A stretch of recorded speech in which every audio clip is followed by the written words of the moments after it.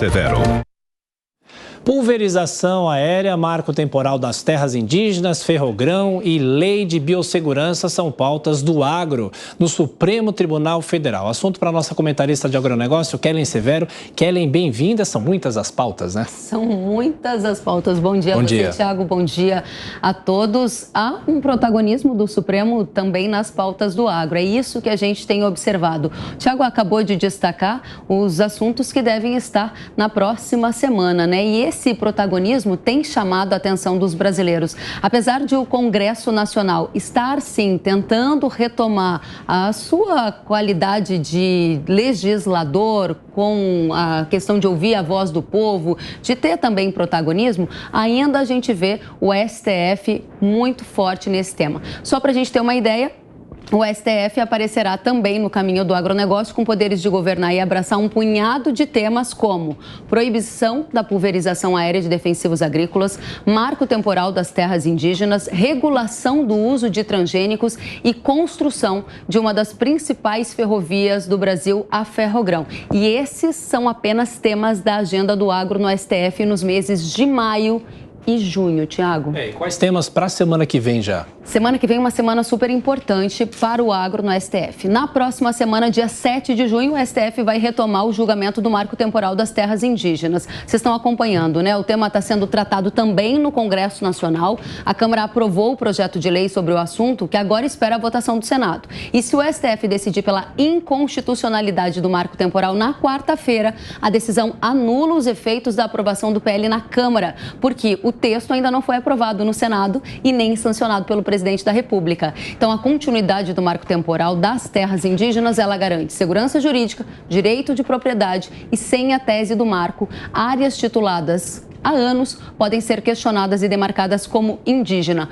O Supremo deveria deixar o Congresso legislar e a gente ter a segurança jurídica e direito de propriedade no campo. E tem um outro tema importante aí no plenário virtual, né? É no plenário virtual, mas esse tema não é menos importante, é super relevante para o agro. E do que se trata?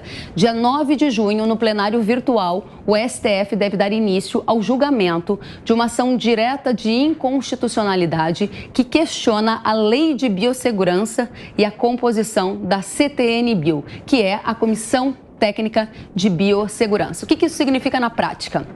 Na prática, essa ADI aponta que estados e municípios deveriam ter o poder para regular o tema, assim como proibir transgênicos. Hoje, o parecer conclusivo é desse órgão federal, o CTN-Bio, que regula a aprovação de transgênicos e garante uma atividade centralizada e eficiente no Brasil. Para quem está chegando aí pela primeira vez nesse tema, a gente preparou uma arte para explicar a atuação do CTN-Bio. Tiago, vamos dar uma olhadinha juntos?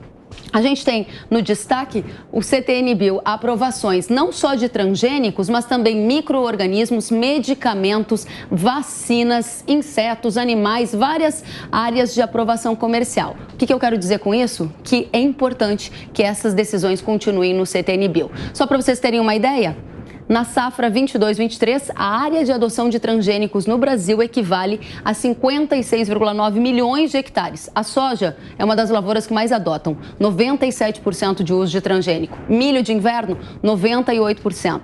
Algodão, 99% de transgênicos, de acordo com dados da CropLife. O que significa, Tiago, se a gente tiver uma mudança nas formas como essas regras são aprovadas, vai ser um retrocesso. Segundo, se for considerado inconstitucional a Lei de Biossegurança, a gente pode ver um atraso, um retrocesso e uma inutilização de todas as biotecnologias já aprovadas até agora. O que seria um grande retrocesso e reformularia a agricultura do jeito que a gente conhece. É muito importante que o STF não regrida nesse ponto e a gente continue a ter a constitucionalidade dessa lei. E um último tema, a gente até falou aqui esses dias no Jornal da Manhã, sobre a Ferrogrão, importante para escoar a produção do Centro-Oeste. Em que pé que está isso, hein, Kelly? Avançou um pouco, Tiago, um sinal verde veio do ministro Alexandre de Moraes. Esse tema estava parado há quase 2 anos lá no STF, a pedido de vistas. Agora ele deu um sinal verde para os estudos continuarem, mas esse é um tema altamente relevante e houve atraso no andamento dessa pauta.